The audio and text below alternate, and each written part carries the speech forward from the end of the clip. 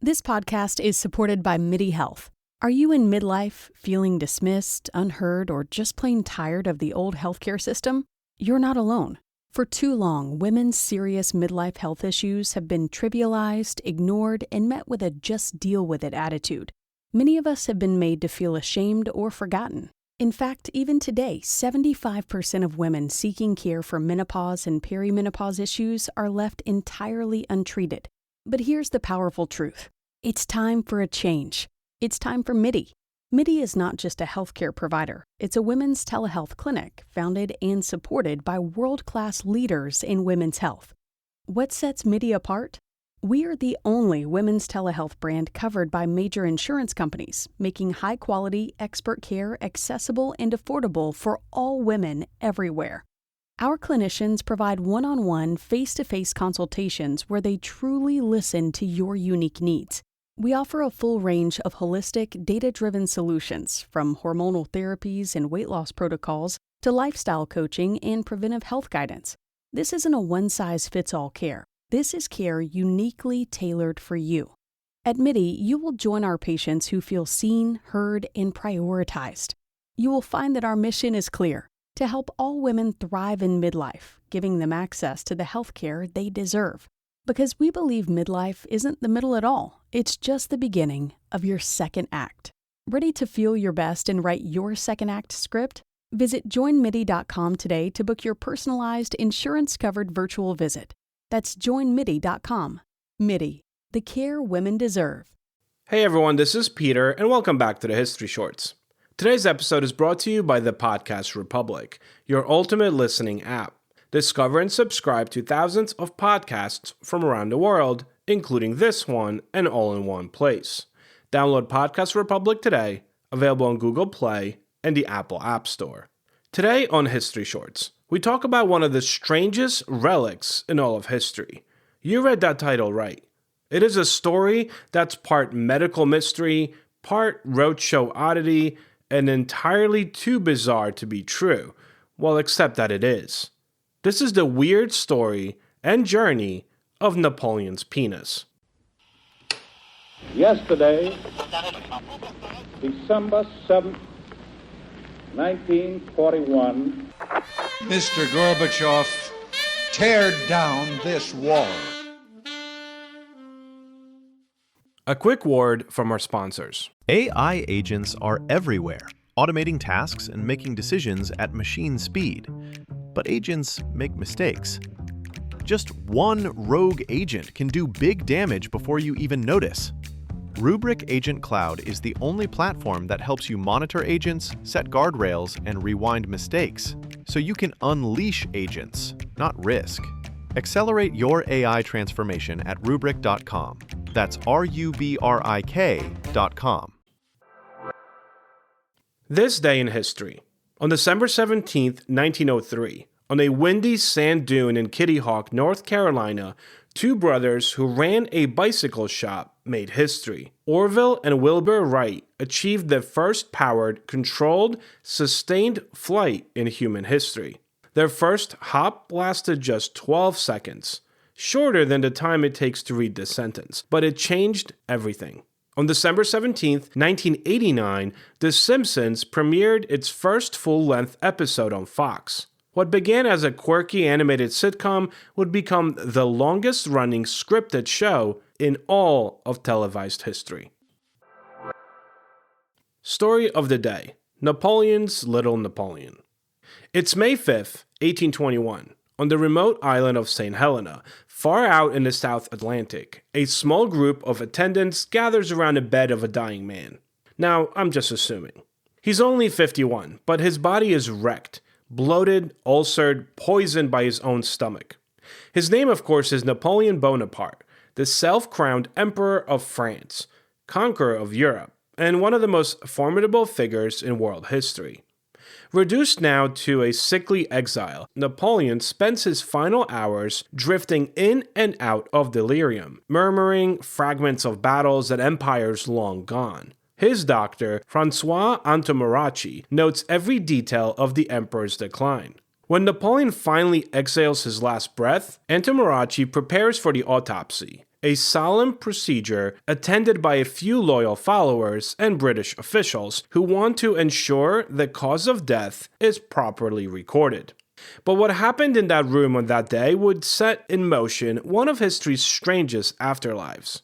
Because amid the scalpels, saws, and sorrow, a small piece of the emperor would go missing, quite literally.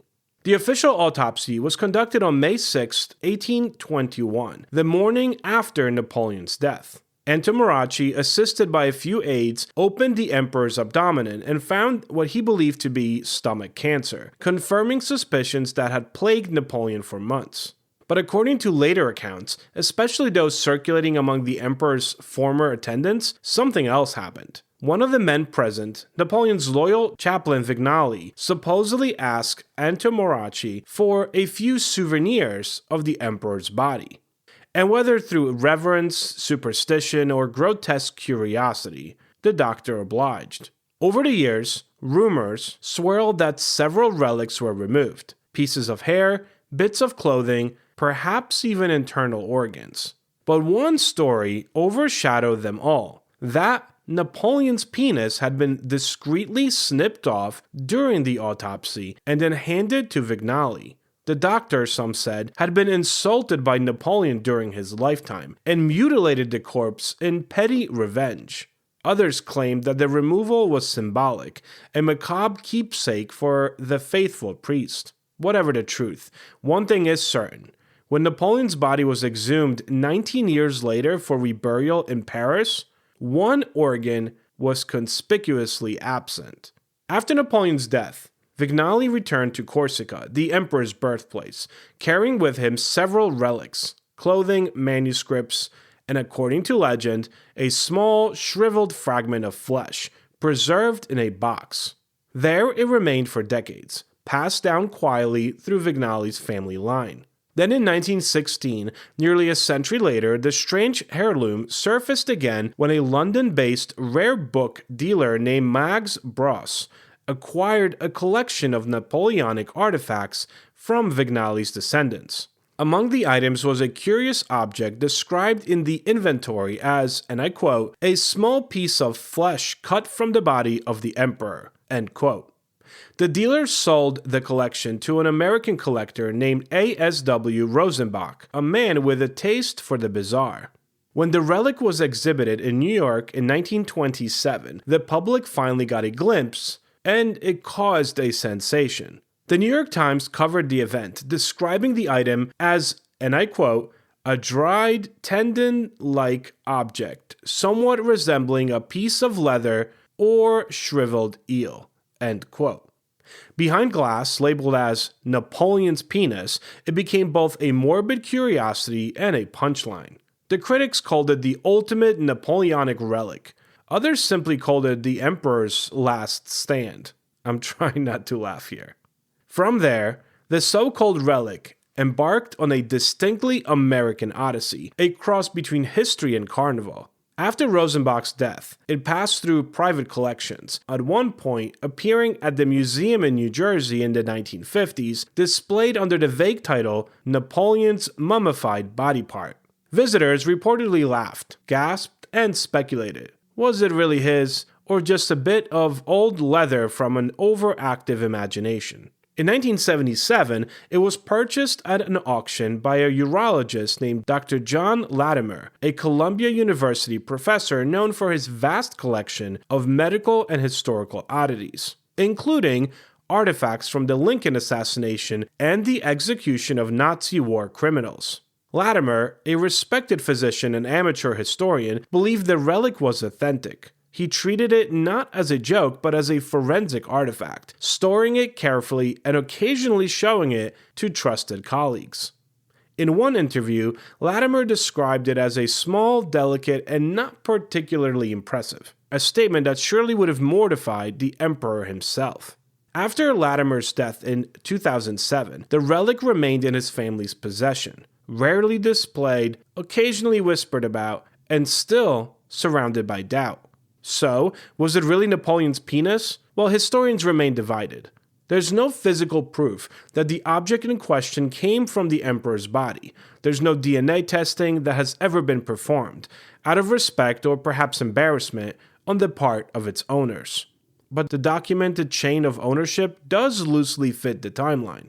The Vignali family did indeed possess authentic Napoleonic artifacts, including items verified as genuine. Medical historians also note that the autopsy report from 1821 mentions the removal of various organs, and that Antomaracci and Vignali were the only ones with unsupervised access to the body. Still, skeptics point out that the relic could easily have been something else. A dry tendon, a strip of skin, or even a fragment of muscle, mislabeled and then mythologized over time. But perhaps authenticity doesn't really matter here anymore. The story itself, the sheer absurdity of it, has given this relic a kind of immortality its subject might have secretly appreciated. There's certain irony here. Napoleon, who once commanded empires, has spent 2 centuries being psychoanalyzed by historians and doctors alike. His height, his ego, his ailments, all dissected endlessly. In life, his enemies mocked him as small, vain, and power-hungry. In death, the ultimate insult, was anatomical.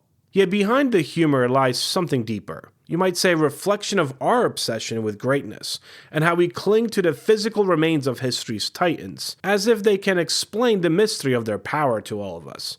From saints' bones to pharaohs' mummies, from Galileo's finger to Lenin's embalmed corpse, humanity has always sought relics of the extraordinary. Napoleon's case, just happens to be more intimate, for lack of a better word.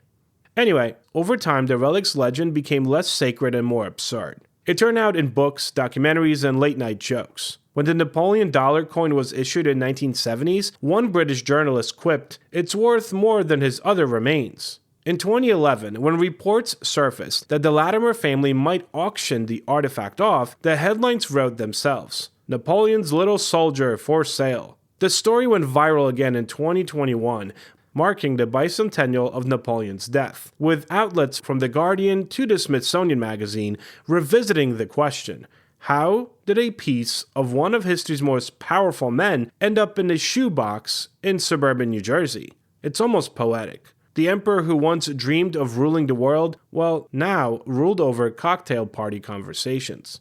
Today, Napoleon's alleged penis remains out of public view, likely stored in a private safe by the Latimer family. Museums have inquired about exhibiting it, but the family reportedly refuses, preferring to keep the curiosity away from spectacle.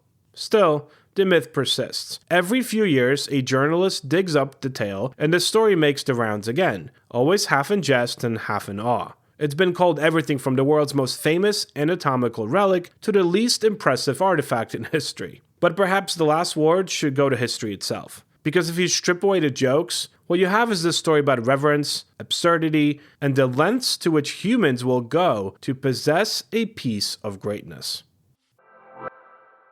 From the Conversations Vault.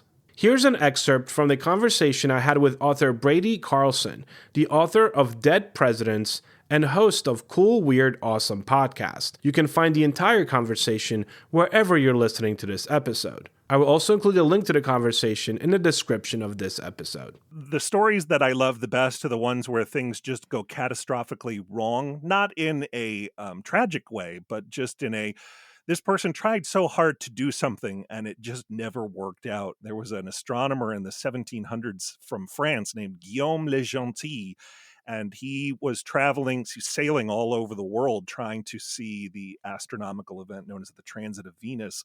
But everywhere he went, something went wrong. So he tried to go to see this event on the coast of India, but they wouldn't let him into the country. And then he would go somewhere else and they would say, actually, you're a spy. We're not letting you in here. And he finally got permission to land somewhere else to see this. And he was there on the right day. And then it was cloudy and he couldn't see anything.